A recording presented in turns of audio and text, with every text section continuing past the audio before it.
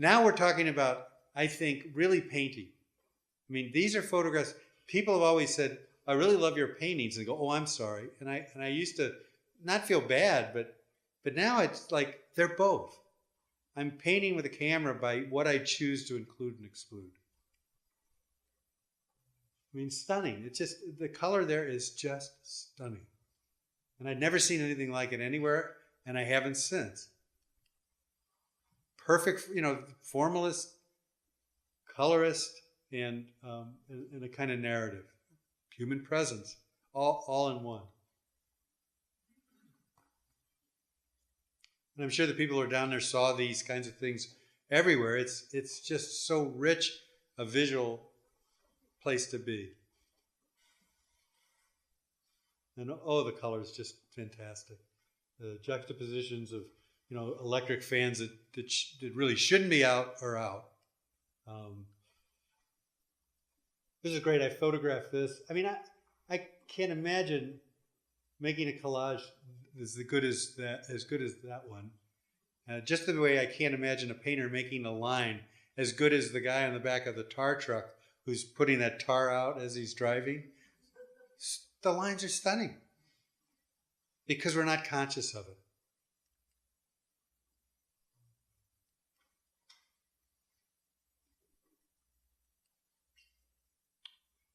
Formalist color, these are, and then of course the architecture, which is so stunning. There we have kind of an abstraction on the bottom. This was 99 where stuff was falling in the street, literally. That they have shored up the buildings now. It's not nearly as bad as it was. And then a kind of a Montreal balcony on the top with clothing hanging. So in 99, the most successful period was right at the end of the trip, driving down Fifth Avenue where the Embassy Row was. And there were all these beautiful homes, that were some in good condition, some not so good. But there was this one home that was magnificent, green, beautiful vitrolite tile with a huge gaping black hole in it. And I thought, I have got to go in. And Gail and I stopped and went to the door and knocked on it with a big Doberman barking, scaring the hell out of us. This little woman came out, Isabellas, and asked if we could help. And I said, we really would like to come in and photograph. So this changed my life, this door opening and walking into this. Because this was the beginning of my interiors. This was the beginning of making portraits of people without anybody in it. By what's there, what's in it, what kind of furniture, how it's arranged, what the condition is. And Isabella was really sick. The reason she was sick in part was the fact that the hole in the wall was water was coming in. There was no electricity, much to speak of. And she could barely hang on to the place. It was her ancestral home. She grew up in it. And this is all she really could do, was just to maintain where it was. There's the chandelier in the shadow. This beautiful cabinet. Isabella's mirror. Beautiful old antique. I don't know that much about but I know it's a good one. The blue cord going up the second floor is how the electricity was done. And all our sort of paintings and stunning color, stunning interior, stunning, just made me wonder about it. And even though I met Isabella, I didn't know much about her, but I knew she loved German Shepherds. There's a picture there, and this painting was done by somebody in her family, and they could only afford lawn chairs in front of us. Pretty amazing collection of books. And this is the other one I found in 1999, Fidel's Stairwell, which is a stunning interior to a really good restaurant that was not there then, was there on my second trip, and not on my third trip, but on my fifth trip. So I kept going in and out of business, but I'd always wind up going back to this place. Actually, not so much for the food. I'd always just wind up there. We'll get back to that. So 99, I got back, and I was thinking, should I go back? I don't know. I've really done well. Well, I'm going to go back. Well, where am I going to go back first? Isabellas. So one year, almost to the date, Isabella had died. Like a month after I was there. She was, it's interesting because I gave her $100 bill after I shot the interior. And I'll to this day feel guilty about it because I should have given her 1,000 or I should have given her whatever, but for her she just sobbed when I gave it to her because it meant so much to her and her life. And I like to think that it just never feels like enough. But after she died, her niece came in and took over, and this place had a different energy. The chairs were no longer just there; they were in an arrangement. There wasn't stuff all over the floor. It was cleaned up. She was using the place and doing her laundry.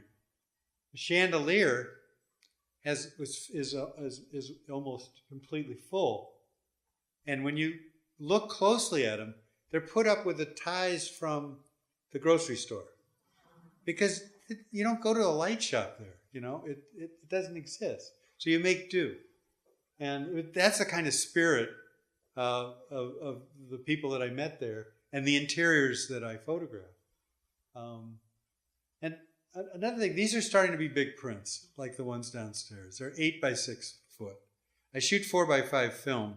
Now I shoot digital because I want all that information for you as the viewer to tell the story, to be like an archaeologist, to look at all the clues and make your own decision about who lived there, what they did, how they lived, etc.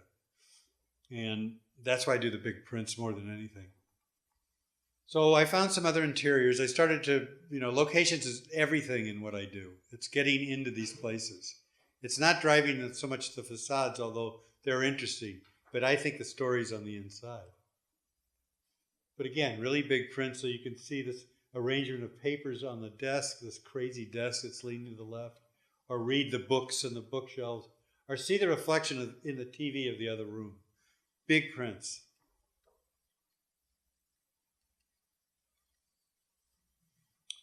And, the color is crazy good. It's like,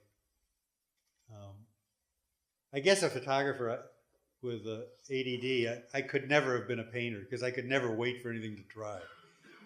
For me, a 30th of a second is a long time. But I don't need to mix paints as long as I can find them. Again, the spirit of these people living in these places that are falling apart.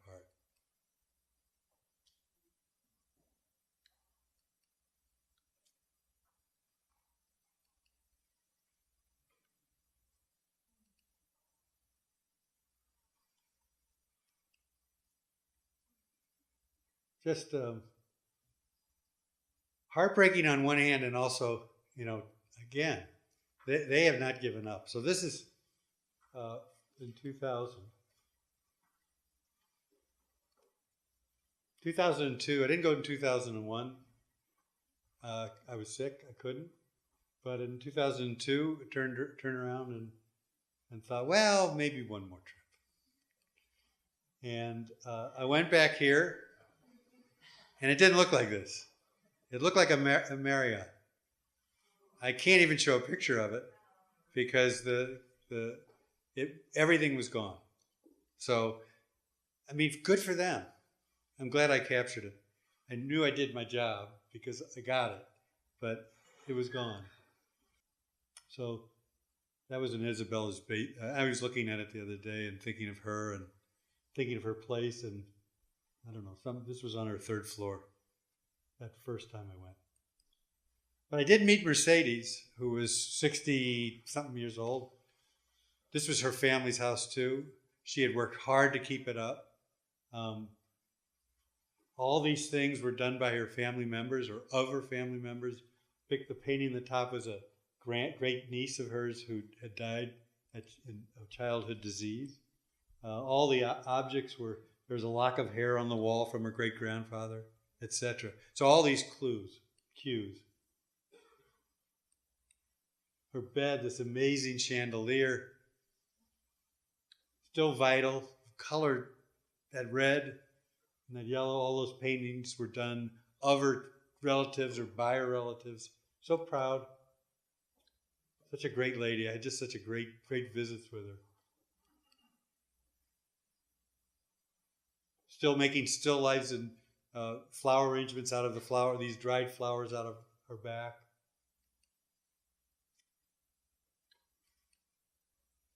So I went back in 2010. Mercedes' house had fallen down, which is what happens. Either they get painted, the government takes it over and makes them a Marriott, or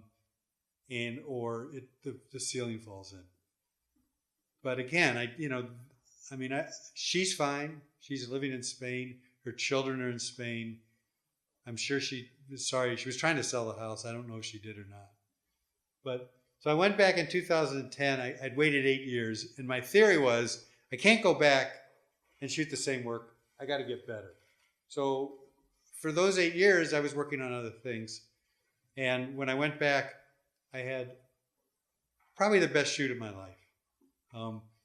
2010, I had met a lot of Cubans. They knew what I wanted. They found me interiors. They believed in what I was doing. They trusted me enough to take me to these places that they didn't take everybody to. I paid money to everybody that I photographed, so I was helping them. And when I mean, the one guy I gave $50, he makes $15 a month as a dentist. So you can see how far $100 or $50 go. They're very appreciative, but still, I know I got the better of the bargain. Beautiful. It's funny, these things, one thing I want to talk about really quick is that when people go to Cuba and they talk to me, they say, I didn't see any of your interiors. I didn't see any of your colors. I mean, do you screw around in Photoshop or something? I mean, where'd you get those colors? Well, I shoot with really, really dim light. My exposures usually were 1, 2, sometimes 3 minutes, so that I don't know exactly what's there. And also, the film isn't made to do that. The film's made to be shot at 1/8 of a second. So I get all these color shifts. In fact, in Photoshop, which I do use because it's the best darkroom, Ansel Adams would go berserk in Photoshop. Berserk. But I usually wind up taking the saturation down on everything to try to remember the way they were, because my responsibility as an artist doing this work is to be accurate in how I do it. So I'm always looking for the white and trying to make it neutral. If it's cyan or green or red, I know I'm off the mark. So this one, you don't know what happens because it's like it takes the exposures are so long you can't even see what's in the corner. And because I'm cropping it, I don't know until I get home, until I develop the film, get it scanned, put it up on the screen. It's like I was when I was starting in black and white. You put the paper in the developer, and boom, it emerges. Well, in this case, it takes me about a month to do that, but it's nevertheless just as exciting to see it when it comes up. So I guess what I'm saying is the color that I photograph doesn't exist. I'm not cheating exactly. I mean, I do have a creative license here, but it's trying to be accurate, but you never can really render it, especially at that long exposure. Just too many shifts. So I guess I try to make them exactly the way they are, but I tend to remember romantically.